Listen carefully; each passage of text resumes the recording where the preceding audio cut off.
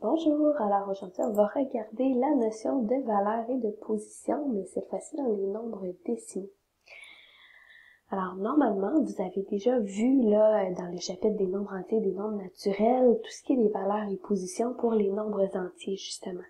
Alors, tout ce qui est notion d'unité, dizaine, centaine, unité de mille, dizaine de mille, ainsi de suite, c'est quelque chose qui est déjà connu. Vous avez aussi vu, quand on parle des valeurs, c'était par exemple, une unité c'est 1, une dizaine c'est 10, centaine c'est 100 et ainsi de suite. Tout ça, ça a été vu. Puis vous avez aussi vu la notion exponentielle reliée à ça. Donc une unité, normalement, on vous a montré que c'est 10 à la 0. Une dizaine, c'est 10 à la 1. Une centaine, c'est 10 à la 2.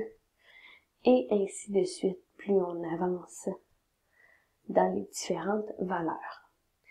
Ben, cette logique-là, elle existe pour les nombres, pour la partie décimale d'un nombre.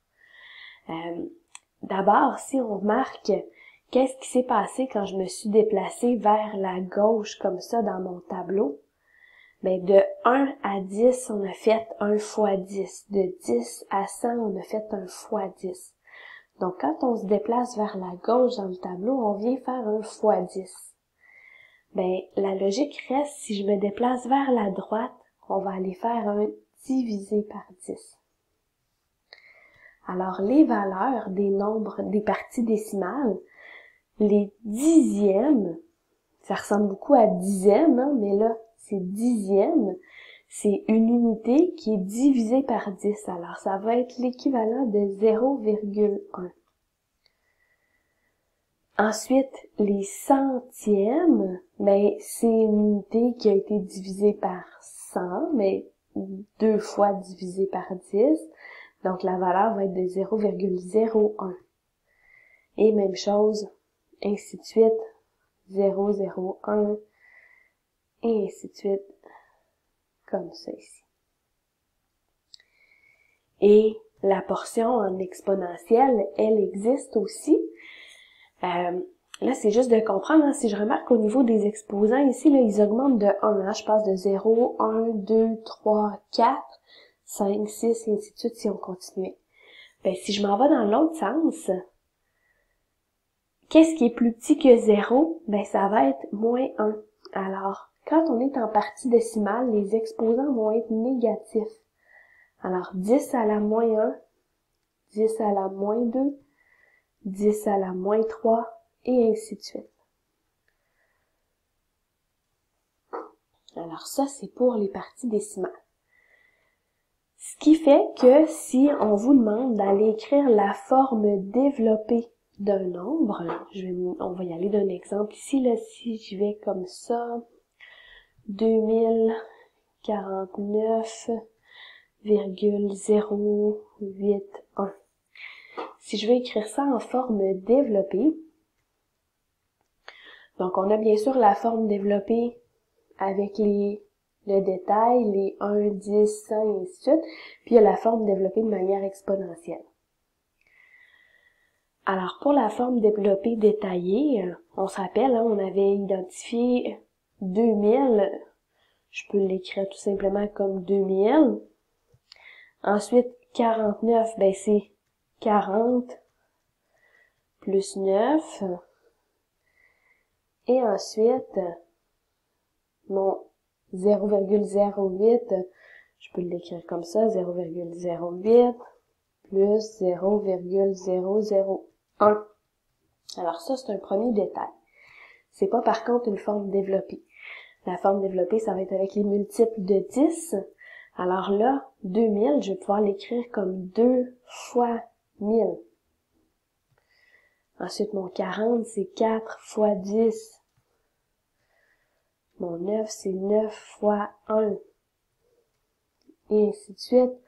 0,08, ben c'est 8 fois 0,01. Et finalement, 1 fois 0,001.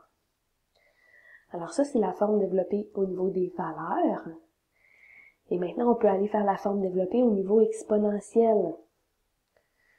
Donc, c'est se fier au tableau ici. 1000, dans le tableau, c'est 10 exposant 3. Alors, j'ai 2 fois 10 à la 3. On se rappelle qu'on peut compter les zéros. Hein.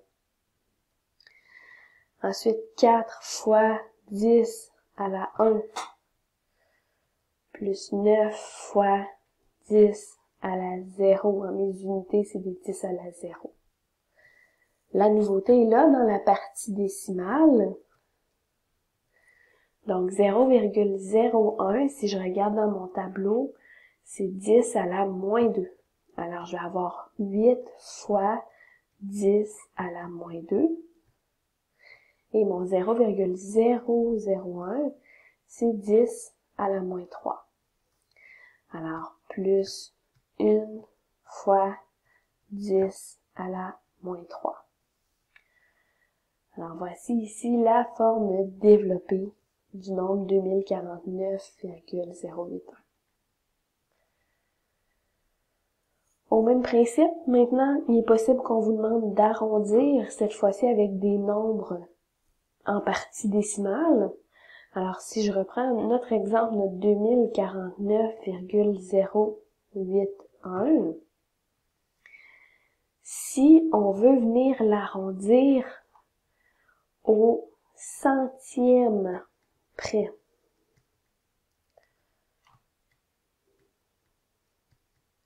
alors la méthode d'arrondissement ne change pas. On commence par aller identifier les centièmes, ils sont où dans mon nombre. Alors j'ai mes unités, mes dixièmes, mes centièmes. Donc le 8 représente mes centièmes. Quand je vais arrondir, je regarde le nombre qui est à droite. Donc ici on a un 1. Alors quand c'est un nombre qui est en bas de 5, notre position, donc notre 8 ici, ne changera pas. Alors, mon 2049,081 va devenir 2049,08 lorsque j'arrondis au centième.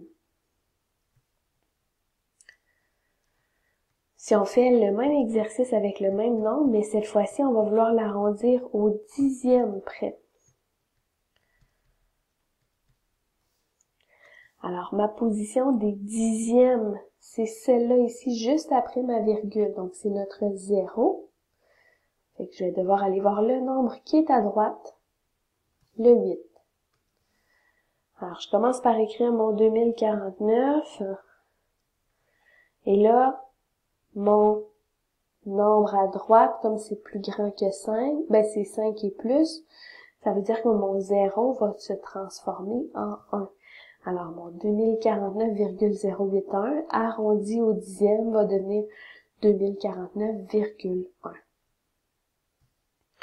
On en fait un petit dernier, juste à être bien sûr, si on y va à l'unité près.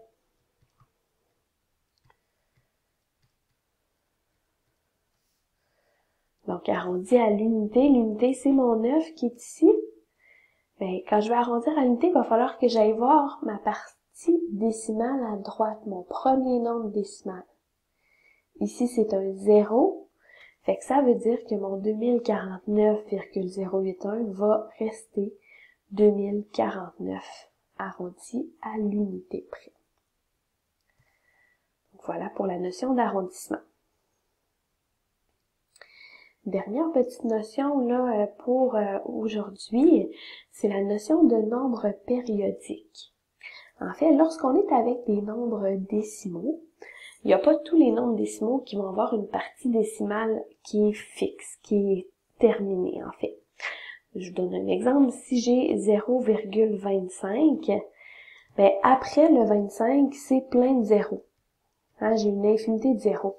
Mais ceux-là, on n'a pas besoin de les écrire. Donc, on peut considérer que mon 0,5 est fini.